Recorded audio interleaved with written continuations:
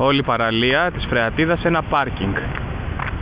Έχει ρίξει ο Δήμος την αλυσίδα που υπήρχε εδώ πέρα για να μην μπαίνουν αυτοκίνητα και έχει καταντήσει όλη η παραλία της Φρεατίδας από το ένα άκρο ως το άλλο ένα ατελείωτο πάρκινγκ. Αυτό είναι το σκεπτικό, ότι ανοίγουμε την παραλία, την κάνουμε έναν εξέλεγκτο πάρκινγκ και τη δίνουμε αύριο στον ιδιώτη, ο οποίος την ξανακάνει παραλία. Γιατί αυτό θα μας πει ο κύριος Μιχαλολιάκος στο Δημοτικό Συμβούλιο, ότι να που η παραλία που ήταν εγκαταλελειμμένη και είχε γίνει πάρκινγκ αυτοκινήτων, και τώρα εμείς την επαναφέρουμε στη θέση της παραλίας βάζοντας έναν ιδιώτη μέσα.